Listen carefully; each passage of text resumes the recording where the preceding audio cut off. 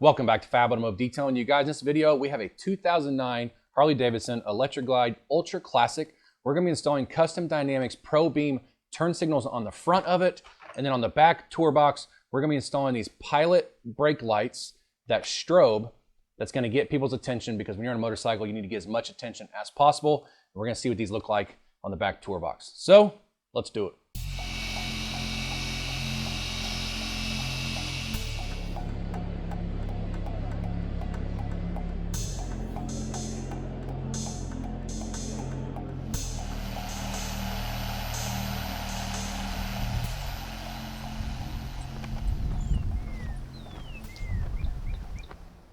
All right, you guys, so when you open the package, your lens comes in a plastic piece. It's kind of like sticky tape on both sides.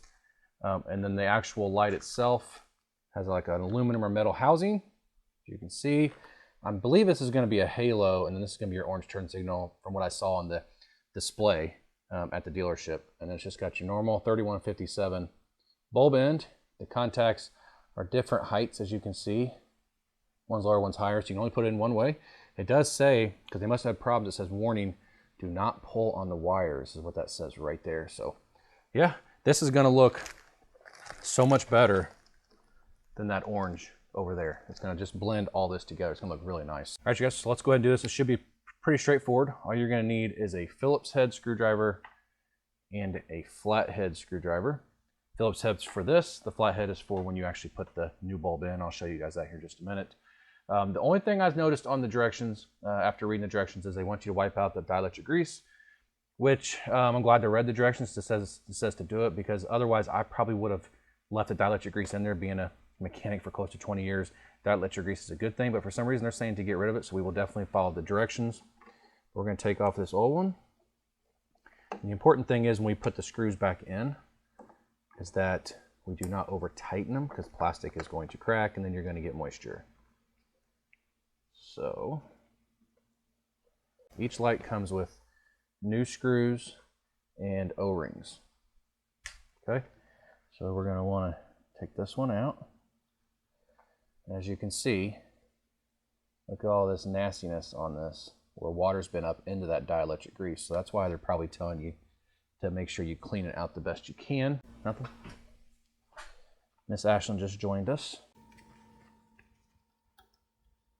Just trying to get all of the dielectric grease out that I can. So these, here's the lights, obviously. They're gonna sit in, and I've never installed these before, so this is gonna be, they're gonna sit in just like that right there, okay?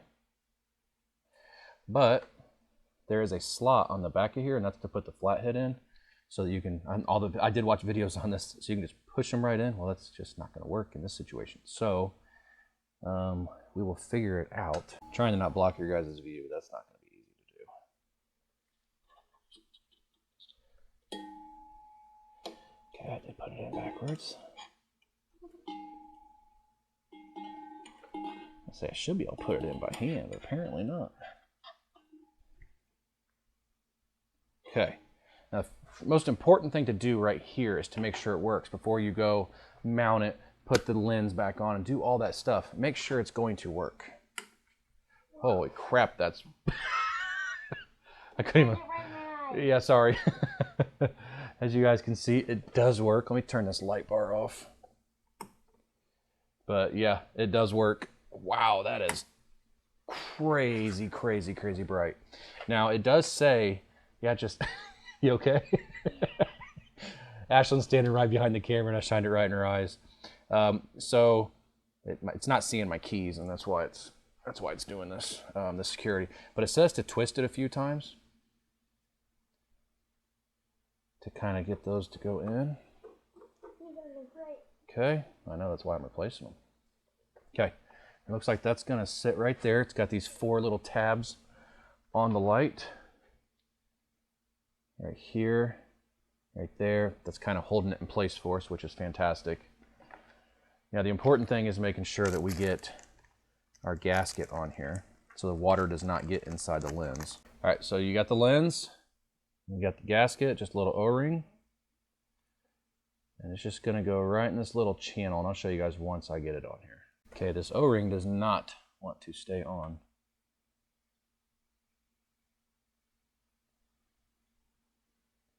And you obviously don't want to rip it. I think what's happening is it's rolling. What's happening, watch this. So you let go of it.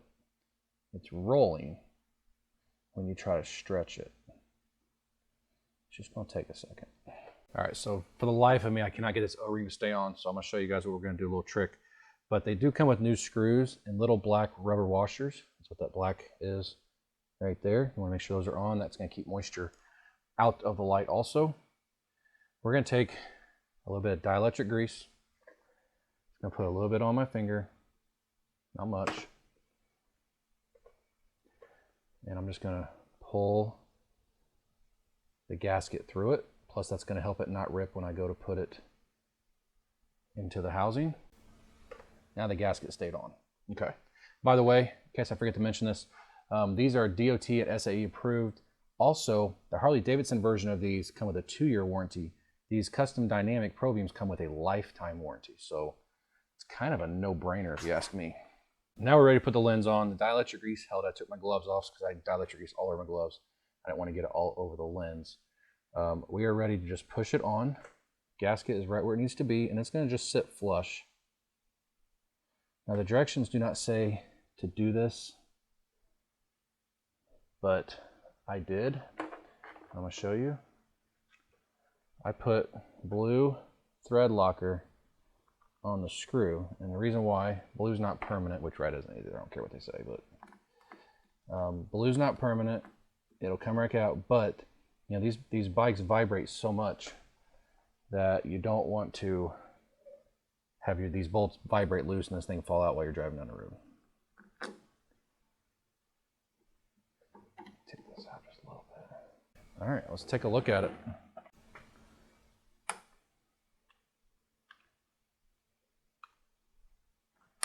Okay, so we should be able to see with no other lights on. I mean, way brighter. You guys, it's hard to look at because it's so bright. Now let's turn the flashers off and you guys are gonna see this is now a running light.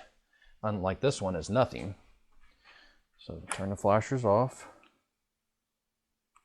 Okay. And now, I guess that is a running light, I'm sorry. But this side, so this is what it was before as a running light. And you can't even see the halo. Let me see if I can do it sideways so you guys can see the halo. You can kind of see it. There's a halo right in the middle of that, but it's so bright you guys cannot see that halo. But that looks absolutely amazing. Looks so much better than that orange. All right, you guys, so I have the trunk liner out, which is pretty easy. All you do is take the 2 bolts off that are right here that hold the manual in, and then you've got access to the rear lights. All you do is you just press this, pull, and then the light is out. Pretty easy. These are actually 1157s. I bought 3157s, which were wrong to begin with. The reason that I did that to begin with is I was looking at these lights on Amazon, and it said the 1157, 2057 does not fit this bike, only the 3157. So I didn't order any, so I was like, well, I don't know. So anyways, I saw these at Walmart, so I bought the 3157s, and sure enough, it is the 2057s, 1157s. So no big deal. Let's go ahead and put one in. Let's see how they look. So here is what the bulb looks like. You've got LEDs all the way around it, even on there, because it's going to be pointing out. So we'll see what she looks like. They can only go in one way because of the little tips that are on them. There we go. All right, so I'm just going to turn the key on first, see what the difference is.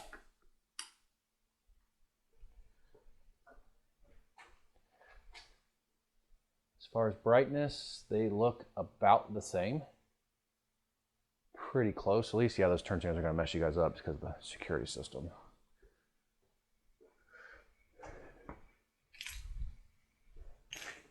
This should stop now. Okay. So they look about the same. Let's see if they do the hyper flash like they're supposed to. Yes, they do. I can't see it obviously because I'm the only one in here, but I can see the side of it. So it looks pretty good. What we'll do is we'll take it outside with the bulbs that are in it right now, and we will compare what it looks like outside during the daytime, because the sun is out, is really bright outside. We'll take it out and see what it looks like. It's kind of windy, you should be able to hear me, so I'll go ahead and sit on it and I'll show you the front lights first.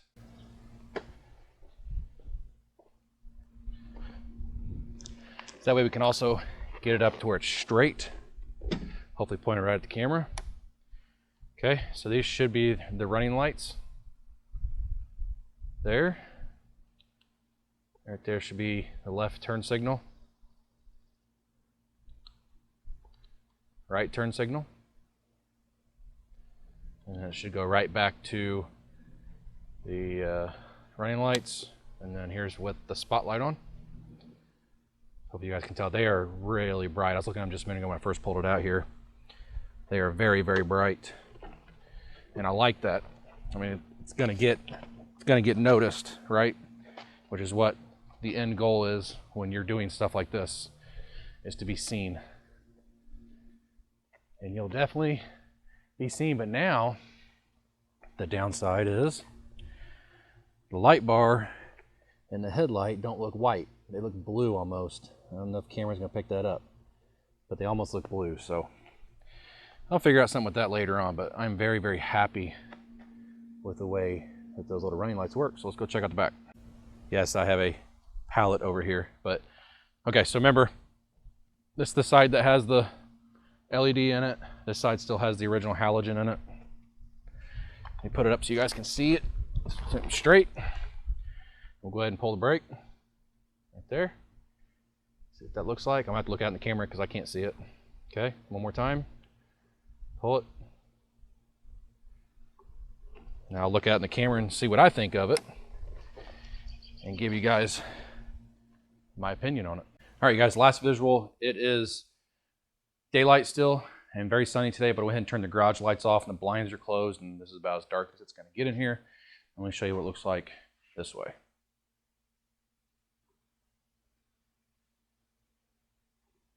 There you go. All right, you guys, that's going to be about it for this video. The Pro Beam front turn signals by Custom Dynamics is fantastic. Those things are extremely bright. The halos look amazing in person. I know the camera did not pick up the halos. It was just too bright. The halos look really good during the day, and the turn signals are extremely bright, so that's awesome. It gets people's attention. That's what you want. The only hiccup that I had from it was that seal, the O-ring. I feel like the lens should go further in, but if I try to do that, it wants to push the seal out. Well, you don't ever want to push the seal out, because if you do that, you're going to get moisture inside the lamp. So I just put thread locker on it, got them down to where they're snug. The seal is perfectly around it, and it should be good to go. Very, very easy to install. I had one on the driver's side, which I didn't show on camera. One of the little prongs needed to be bent in just a little bit, and then went it right in, no problem at all. Very, very easy modification that's going to make your bike look so much better and get you seen, which is what's so important more than anything else. And then the Pilot lights on the tour box. Honestly, right now, I'm not sure how I like them. They're cool that they strobe. It's going to get people's attention, but I don't think they're as bright as the halogens were. But, you know, we'll see. Will come a time, see what I think of it, and if I have to, I'll get the ones that everybody talks about on Amazon. The reason I didn't get those to begin with is because when I got on Amazon to get them, it says it did not fit this year, make, and model bike. So I didn't do it, and dummy me, I didn't take this apart to figure out what bulbs were in it. I just took their advice and didn't even worry about ordering them, because I didn't make them that style that everybody talks about on YouTube in the 3157, but I know they make it in that style. So I'll see what I think of it and basically go from there. But both are very, very easy to do. I also replaced the front light on the front fender. It was out. It just pops right out. No need to show you guys that. But look forward to future videos, you guys, on whether it's modification or detail on this or whatever, you guys.